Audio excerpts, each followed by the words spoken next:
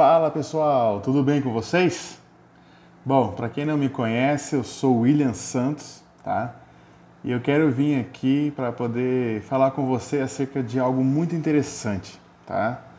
Algo que tem falado muito ao meu coração. Nesse tempo que nós estamos vivendo, nesse tempo que nós estamos enfrentando, e eu fico me perguntando que, tipo, daqui a 15 anos, muitas coisas, né, serão escritas nos livros de história acerca desse tempo, acerca desse momento que nós estamos vivendo, né, acerca dessa pandemia, desse Covid-19. E eu fico pensando aqui, muitos serão, né, os relatos, os testemunhos, a forma como as pessoas vão transmitir isso para as outras gerações, acerca do modo como viveram nessa época. Também o relato de como a igreja ela reagiu nesse período. E certamente eu tenho assim comigo plena convicção de que serão muitas, muitas histórias. Então, enquanto esse tempo não chega, enquanto isso não acontece, eu fico me perguntando, como que nós, que tipo de exemplo que nós vamos deixar para essas gerações vindouras? Porque elas lerão acerca de nossa história. Enquanto esse tempo não chega, eu fico aqui me perguntando que tipo de história que nós vamos deixar para as gerações vindouras. Como que nós vamos passar para eles o modo como que a gente respondeu a esse tempo, a esse momento. E eu fico pensando aqui comigo que eu não sei você que está aí me assistindo, mas eu já li várias histórias de homens e de mulheres que passaram por tempos e por situações difíceis. E é interessante que a história deles, o modo como eles enfrentaram, né, a adversidade no tempo deles, no momento deles lá, naquela determinada linha da história da vida deles, nos ajuda e me ajudou também a enfrentar, a passar pelas as minhas angústias.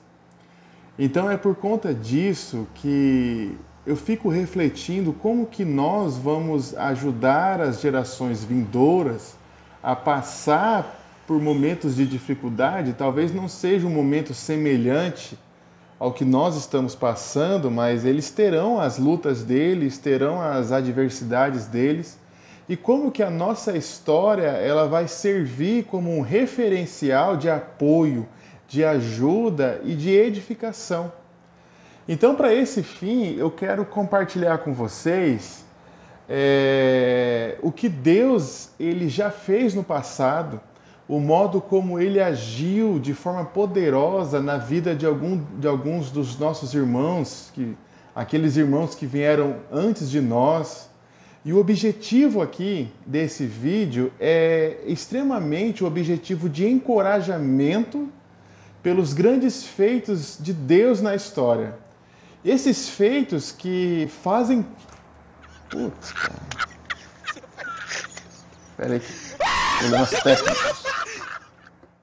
Esses feitos de Deus que ao longo da história Deus agiu de forma muito poderosa na vida de alguns de nossos irmãos do passado. E isso tudo ficou registrado na historiografia cristã. E eu acredito que Deus permitiu esse registro para a edificação da nossa vida e para a edificação da igreja como corpo de Cristo aqui na Terra, tá? Então, diante disso que eu falei para vocês, vamos olhar aqui um pouco de uma forma bem rápida, que é apenas uma devocional, não é um tratado teológico, mas eu gostaria de compartilhar com vocês aqui um texto bíblico que está lá em Jó, no capítulo 23, do versículo 8 ao 9, onde ele diz assim: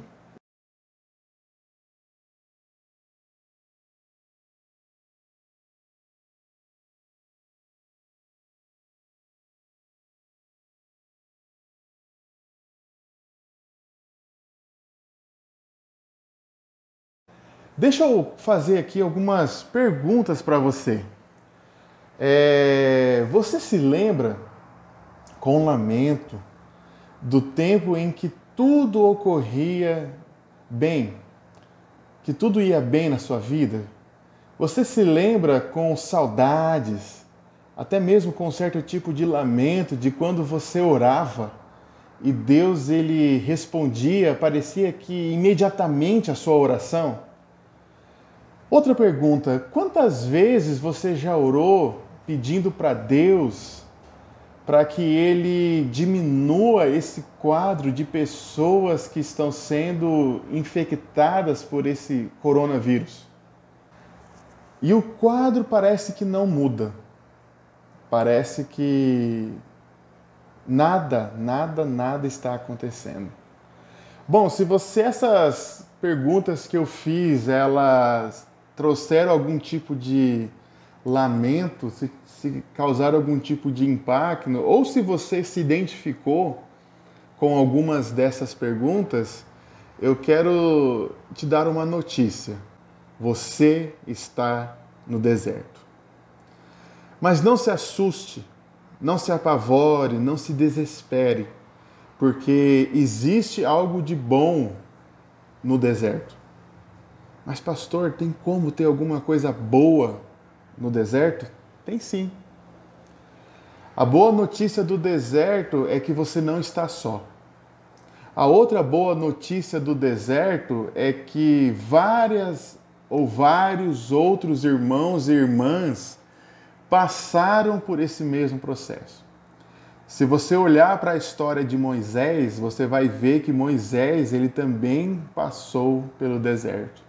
Se você olhar para a história de José, lá no Egito, ele também passou pelo deserto. Se você olhar para a história de Jó, como nós acabamos de ler aqui, uma pequena porção do livro que conta a história de Jó, você vai perceber que Jó também passou pelo deserto.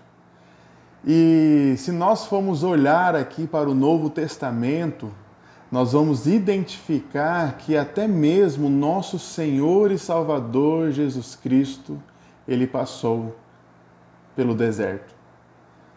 O que eu quero dizer com tudo isso? No deserto é o lugar onde Deus ele molda a nossa fé.